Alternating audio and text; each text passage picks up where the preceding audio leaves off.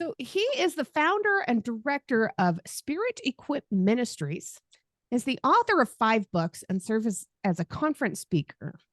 I am so blessed to have Reverend Dr. David Chotka on my podcast today. He likes to go by Pastor David, so we're going to go by that. Sure. You pronounced my name correctly, so kudos to you. It's a Ukrainian name. Now everybody in America knows about the Ukraine. They didn't used to, but now, yes, I'm 100% pure blood on both sides. Wow. Yes, I was raised in Canada by 2 parents who were the children of Ukrainian immigrants. Oh my goodness. They broke the prairie soil, and that's why Canada has been a receiver of more than 1 million Ukrainians during this terrible conflict with Russia.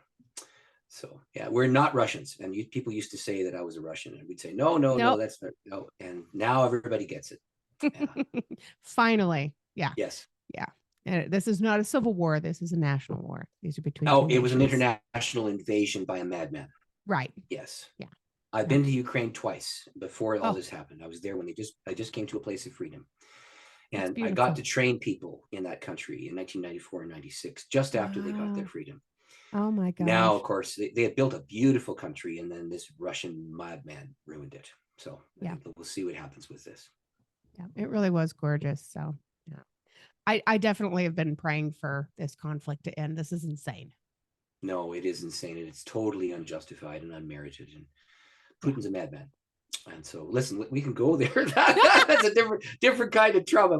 We're actually going to talk about other things. Exactly. So let's get us going. Where are you originally from? You said that you grew up in Canada. What part of Canada? That's a massive country. Well, actually, no, that's an easy question because Americans and Canadians share the same thing. I grew up just north of Niagara Falls. And so I was 12 miles north of Niagara Falls, and the town I'm from is a city called St. Catharines. And it was always sort of like the wannabe Niagara Falls. It's like all the tourists would go 12 miles south, all the business would go 12 miles south. But it was really what you call the Rust Belt. It was a GM town. It was a General Motors manufacturing center, and it was in what's called the Golden Horseshoe, which encompasses the little part of Lake Ontario that leads into Toronto. Toronto is a city of 7 million, and all of the people from St. Catharines all the way north live there and commute. So I grew up in that. Now, did you grow up in a religious household, or was this something that you discovered later on? Well, I didn't discover it; it discovered me. So I did. Beautiful. No, it was not a religious household. I will tell you though, there was this pastor who always came to my parents' restaurant. My parents ran a restaurant, and he would always show up if anybody was in trouble. And he guilted my parents into showing up in that church because he'd always show up with the guy didn't care. He didn't care if you were a prostitute or if you were a multimillionaire. He didn't care if you were poor or rich, if you smelled bad or if you looked pretty. He didn't care. He would just show up and sit with people who were in any age or stage of life. And if they were in trouble, you called him in the night, he'd get out of bed and go. So that man influenced my parents to consider being part of that church. And actually that church was right next to a hospital, and he would visit in the hospital and people would just show up after that. And that's how his church grew. So in the course of time, I was attached to that congregation, although I didn't really have a vital dynamic relationship with God until I met a bunch of people who talked about the claims of Christ and told me about this. And that's a very long story for a half-an-hour podcast. So it's not. So now that you're a pastor, do you look back on that and use that as kind of a guide for how you pastor in your own denomination and your own teachings? Well, there's a whole lot of markers along the way. I've been mentored by it's funny you should ask this. So I started in that church, didn't want to be there. I wound up by divine appointment going back there, and they launched me. But my mentors and my roles have been people who were seasoned pastors and leaders in many different traditions, who had local church and international connections at the same time, who became writers. And, some of the most amazing things, these famous people would visit me. I'd meet them. The first one was a guy named John White. He wrote 21 books. He was the founder of the University in Latin America. And he was one of their principal authors. He wrote 2 books that changed my life. One was called The Fight. The other was called Daring to Draw Near. And there's a hilarious story about how I met this guy. But he was praying about mentoring a poor pastor with no resources while I was praying about inviting someone like him to come to my church. And I wound up calling him out of the blue. And he said, yes, because he had sensed the Lord was commanding him to fly into some poor little church and mentor the local pastor there. And that was me. So Dr. John White came to my church with his wife at no charge. And he was there for 5 days. He was a doctor of psychiatry, a church planter, a medical missionary. And he just took me on. And it was the most amazing thing. But he was a local church pastor who wrote. And the next one who inspired me was Dr. Gordon Fee on faculty at Regent College. He was a local church pastor who became a New Testament scholar and wrote. And then the next one was a guy named Maxie Dunham, and he was a local church pastor who became a writer. And Maxie and I have actually co-written this book on healing prayer. But all the mentors, all the friends, there were others as well, but all of them were local church pastor with a global view who would write things and travel and teach and do conference ministry. And, when this happens to you, you start looking at your mentor and saying, I want to become like them. That's what happens. And in the course of time, it was so many of them. We're talking, those are the three famous ones. There were others who did that as well. And so you see the trajectory of your life going in a particular direction when you trip into these kinds of divine appointments. Yes. But to co-write with my mentor was astonishing. I mean, the guy is 89. He's 89 years old. He has 89th birthday, and he co-wrote this book on healing prayer with me. And he's co-written with nobody else. He's written 50 books. I'm the first co-write with him. So my God, that's an honor. Yeah, that's an honor. It's an amazing gift to have that happen. So I always love having different pastors in different denominations on my podcast. I've had several from several different backgrounds all across the world. And it's been so much fun just to sit and have a conversation because you guys always have the best stories. Okay, fair enough. And your book has just fascinated me since the second you reached out to me as a potential guest for being on the podcast. I love this. I love the cover. So let's talk just a moment about your book and about the cover of your book here, because I understand the gold being filled into the cracks, but a lot of people might not understand the reference there. They might not understand what that means. It's striking because everybody that I've talked to who's seen the cover has the same response. And some people cry when they see it because it means that the broken, smashed vessel has been repaired and is more precious after it's repaired than it was before. And this amazing thing has happened. And so that picture came about because the people at the publishing company prayed, and the picture popped into the head of the graphic artist, and she put it there. And I had a different cover in mind, to be blunt with you. And then I saw that one. And the message of that picture is God can take even what is ruined and smashed and destroyed and turn it back into not only its original purpose, but giving it far more value after it's been redeemed.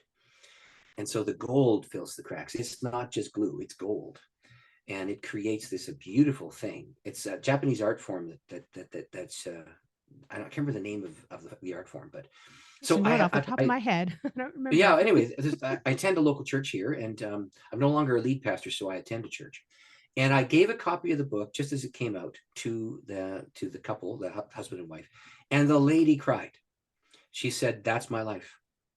I've been broken, and God has poured gold into my wounds, and I'm healed." And that's what the book is about. It's about restoring. It's about people who are broken, whether it's mentally, emotionally, physically, spiritually, whatever the issue of the day happens to be. It's about God's power to restore. It's about God's power to heal. Oh, by the way, it's about me tripping over the ability to be able to be a part of that. Because I must tell you, I had no training in this whatsoever, no skill, no training whatsoever. Wow. It was something that was granted to me when I wasn't expecting or looking for it. There was a fellow who used to make fun of my faith. I was in this seminary, and I'd say something about the Bible being true, and he was a marvelous comic. He would make a joke, cause the whole room to laugh, and I was the object of the humor. And this went on, 3 or 4 or 5 or 6 or 7 classes, and then you say to yourself, "That man and I are not going to be friends." So one day I was walking across the plaza, and there was a lovely Christian lady there. I call her Susie in the book. That's not a real name, but I call her that. And she was one of these do unto others as you would have them do unto you, kind and gentle people who showed up whenever anybody was in trouble. Anyway, this girl sees me and says hello.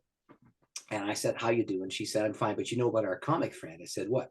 He said, "We see that hospital 6 blocks down the road." I said, "Well, I see the hospital. What about it?" She said, "Well, he's in there." I said, "Oh, actually, I didn't feel bad." Then I had to repent of my bad attitude. See? Anyway, what happened was that was her friend, and she said, well, I went to see him. He's got phlebitis. I said, oh, what's that? She said, that's a clot in his arm. And if the clot breaks free and travels through the bloodstream, it'll land in the lung or the brain. And 95 times out of 100, it'll kill you. Yeah. I said, oh, is he receiving good care? And she said, yes. And then she said the crazy thing that changed my life. She said this. She said, I went to see him and he asked me to ask you something. I said, oh, okay, what's that? He wants to know if you'll come and pray for him, that he might become healed. I said, well, wait a minute. He spent months making fun of my faith and mocking me to our peers. So I was afraid of the mockery. But the other thing was, I'd never met anybody who'd been healed by the prayer of faith. And I'd received no training in this. And so I was greener than your average rookie. And the only thing I'd seen was the crazies on television, slapping people on the forehead and shouting with throwing hankies in the air. And I didn't think that was a helpful model. So anyway, what happened was, she said, he wants you to come. And I said, I'm not going because he's been cruel. And she stopped. And this is a kind girl who never spoke poorly of anyone. And she said, you're right. He has. I will talk to him. I said, okay, but I'm not going. So away I went to my class. The next day I saw her in the coffee lounge and she said that he had repented. He was sorry. And would I come? And I said, I'm not going. the third time I see her in the same plaza, I'm going to a repeat class. And she sees me and she said, did you go and see our friend in the hospital? I said, I'm not going. Now you got to know this. It was like being told off by my mother. She got the fire in her eyes. She said my name out loud and she used my middle initial as she stomped her foot. And she looked at me and she said, David R. Chotka, aren't you going around this school telling everybody the Bible's the word of God and it's supposed to be obeyed? I said, yes. And she said, well, how about this scripture? I was sick and you visited me. I thought, oh no, I'm going to have to go and visit the guy who's made fun of me. I'm going to have to go. So anyway, I on a sheer obedience to that teaching, I went. But I said to the girl, look, it says sick and visited. It doesn't say sick and prayed. She said, well, he wants you to pray. I said, well, I'll go and visit. I don't know how to pray. So I go to the 6 blocks down the road. I go into the hospital room. And he's wired for sound. We're talking, monitors and pills and nurses coming in and out with pads of paper writing notes. And he's pale as a ghost and he's scared. And I go in there and I talk about the weather. Because I didn't know what to do. And then then I asked about his courses and he said, oh yeah, I'm keeping up. And I said, well, I visited you, now I'm going to go. He said, now wait, aren't you going to pray? I said, every time I've spoken about the power of God to heal or the miracles of Jesus or something has to do with the Bible, you've made fun of my faith. Why, in the name of all that is holy, do you want me to pray for you? And he said, he cried. The man, this 27-year-old man burst into tears and began to cry, great volumes of tears. And then he said, I'm so sorry I did that to you. I'm just so sorry, but I have phlebitis. If that clot breaks free, I'll die. I don't want to die. Won't you please pray? You're the only guy I know who actually believes in this stuff. Won't you please pray that Jesus heal me? What are you going to do? I mean, so I still had not a clue what to do. And then I remembered, oh yeah, the Bible says Jesus put his hands on people. So I went around, I said, where's the phlebitis? He said, left arm, just above the elbow. Can I put my hand there? He said, yes. I put my hand there, put the other hand on his head. And this was the moment that changed my life. This was the DNA of this healing prayer book. As I started to pray, suddenly it was as if the whole room was filled with fire and compassion in the air. And it was like I was inhaling compassion and a hot tear in the corner of my eye and focus, absolute clear focus on this man. And suddenly a conviction in my deepest soul that God himself wanted this man well. And I'd never done this before. And I started to pray this fumbling, mumbling, bumbling prayer. Oh, God, heal this guy. I don't know what I said. I'm sure it was a very awkward prayer. Anyway, as I did that, my whole being filled up with that fire, and the fire flowed through my arm, went into his arm. And then he said, what is that fiery presence flowing into my body? I said, that's the Spirit of Jesus granting you a healing. And then, Amanda, I ran out of the room because I had never felt anything like that before. Never. And I didn't know if he was going to mock me. I was still scared of that, but I had never felt that before. And so the next day I'm in the school and he's there. And I said, you're here? He said, I am. And then he pulled me into a corner and looked in all directions to make sure nobody was around. And then he looked me in the eye and he said, That prayer changed my life. I said, thank you. And I ran away again. Because I was, then the next class, when I defended something from the Bible, the guy stood up and threw the humor grenade into the middle of the room looking for his laughter explosion. And he made fun of not believing. And everybody in the room began to laugh at not believing. And from that point forward, right through to the end of the term, he defended me. Now, the part that's not in the book is what happened afterwards. So, I mean, 2 months, so second year, we're coming back. He sees me and we're at a party. And there's his wife, who's a lovely lady. And there's the lady who asked me to come, and they're talking. And I walk up to them, we're having the chat. And the two girls start giving him the elbow. And they said to him, you got to tell Chotka what happened. Tell Chotka what happened. He said, oh, I don't want to tell Chotka what happened. And then he said, oh, okay, I'll tell him. And then here's what happened. When I left the room, the nurse walked in. And he said to the nurse, I can go home now. Jesus is, my friend from the Bible school came and prayed for me. And the nurse said, we don't do that around here. We got to run some tests. And he said, well, run them. She said, well, I was coming to get you. You're due anyway. And away he went for the tests. All the phlebitis was gone from his body. He was released that night. And so he went home and told his wife, and of course, she's extremely thankful. He's extremely thankful. And he did something he wasn't used to doing. They knelt down beside their bed and they prayed a prayer of thanksgiving. And then in the night, he had a dream. And in the dream, he sensed the voice of God saying, my servant David defends my word, and none stand with him. When he defends my scripture, defend him. And he said that, and he was on the verge of tears, and he couldn't stand that, so he cracked a joke, and he said this. The only time I ever got a phone call from God, it was for you. Then everybody started laughing, you know. But 30 years after this, 30 years, we lost touch because I went to a different denomination, but I was in touch with him. He's retired now. But he said, I remember it's the anniversary. Jesus healed me of phlebitis. Thank you for praying. He said that 30 years later. Wow. That's the beginning of my searching to understand how prayer for healing works. My goodness. That's the first story in the Healing Prayer Book. Oh, what a powerful start that is. Yeah, I must tell you, it's like I fell on a rock and wanted to swear, and I saw that I broke my head on a diamond.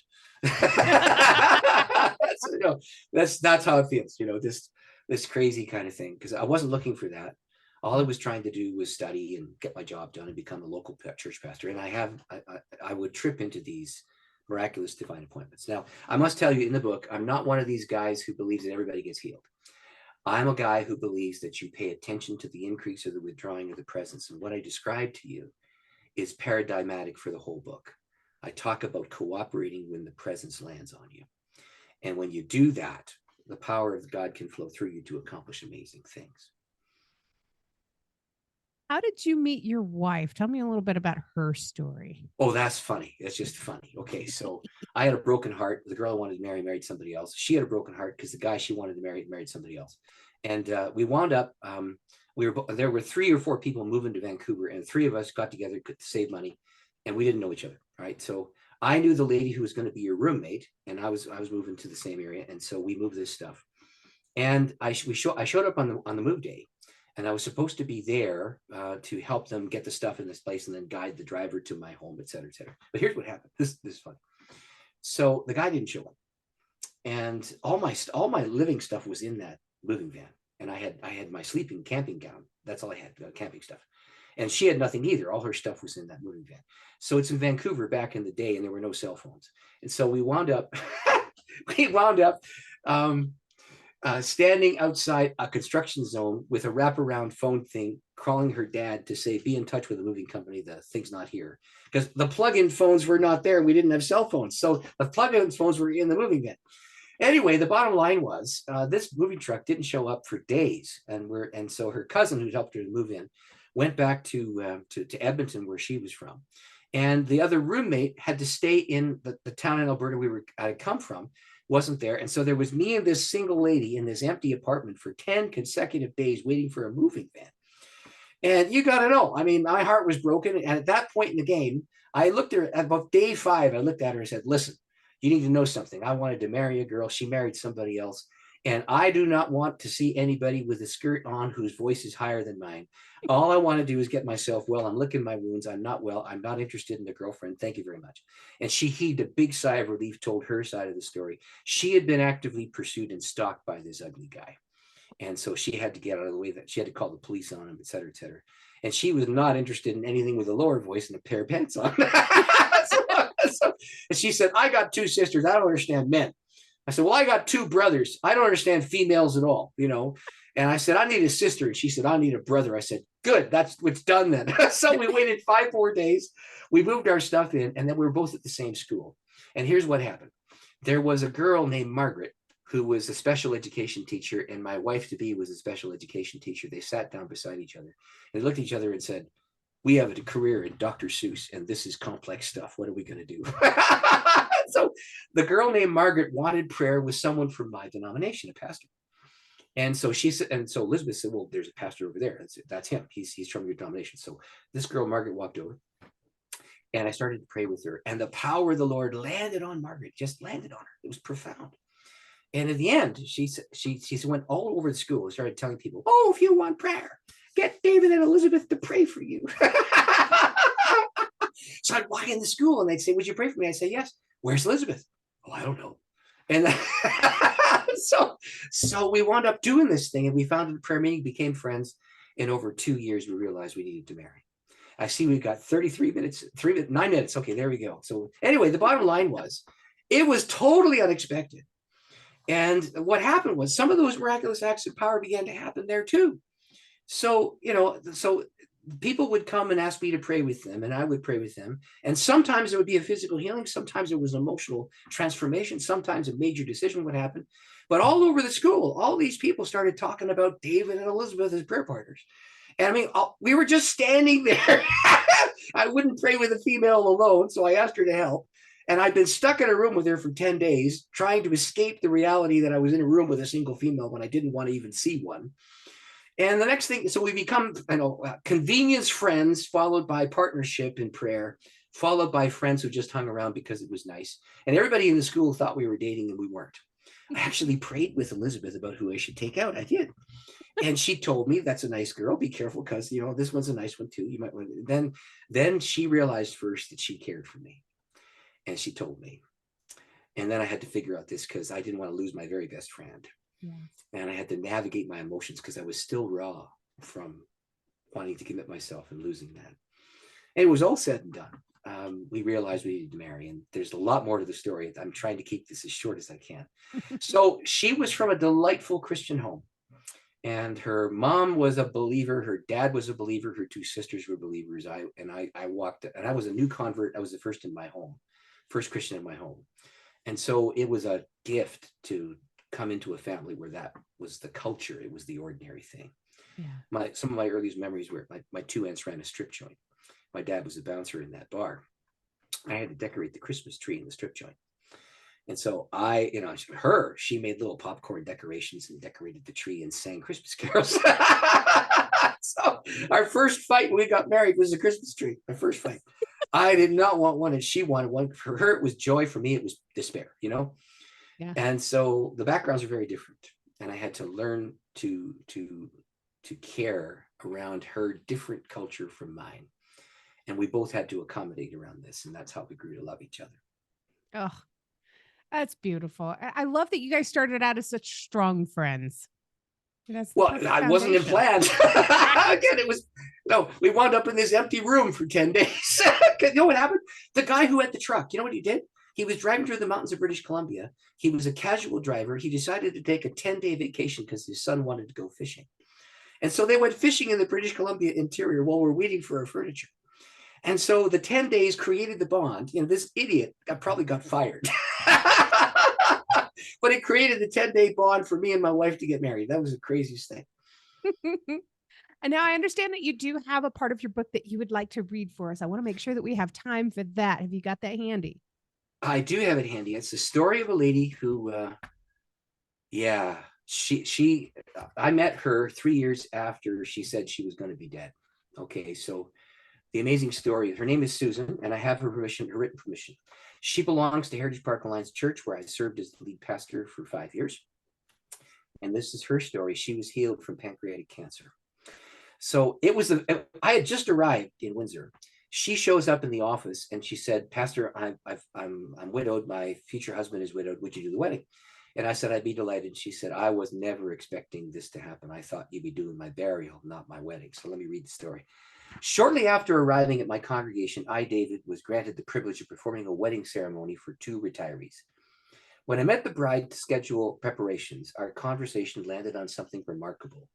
Susan shared that she had never thought she would see her wedding day because she'd been diagnosed with a notorious aggressive kind of pancreatic cancer and had been planning her funeral.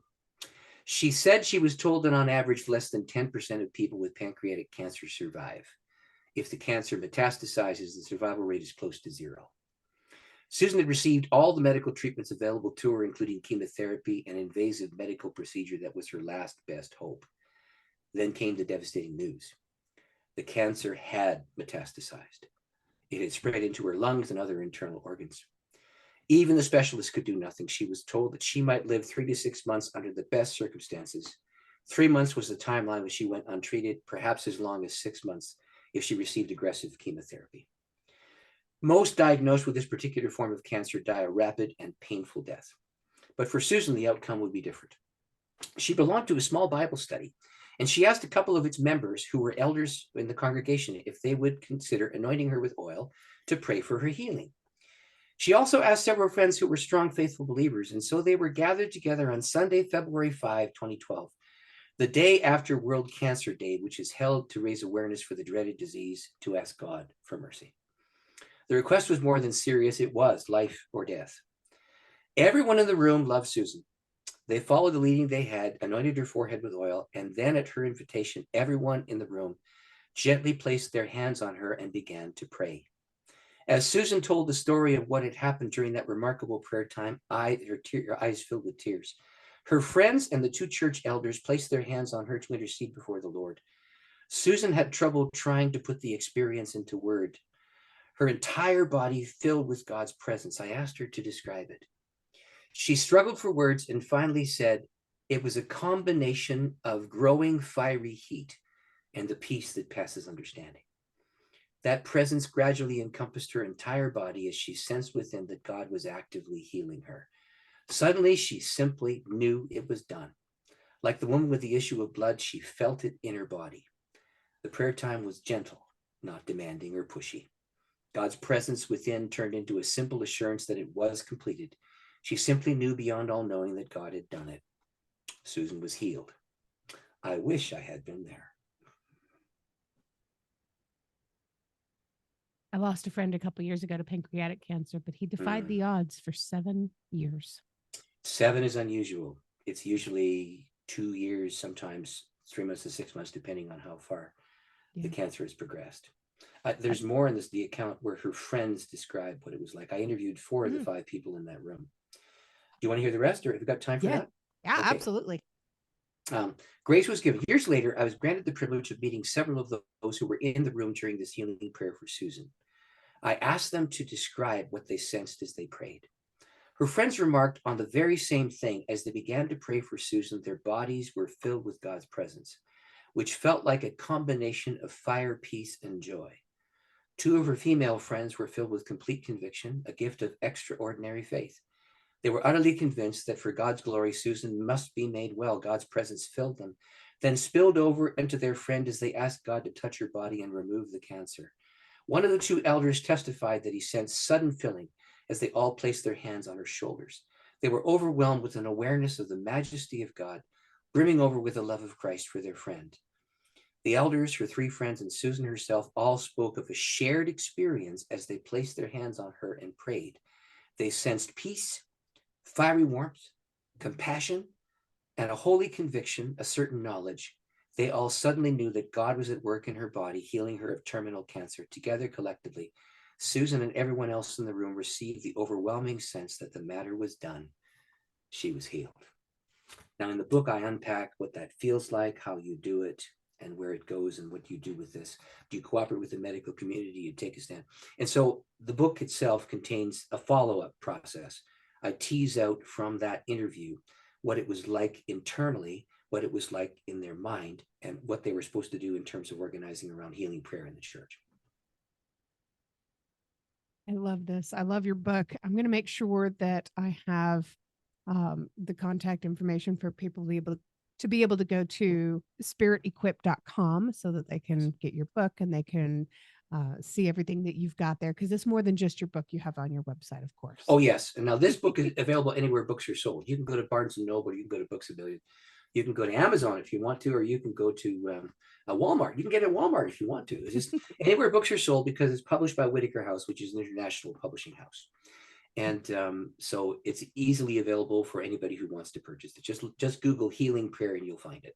It's a co-write with Reverend Dr. Maxie Dunham.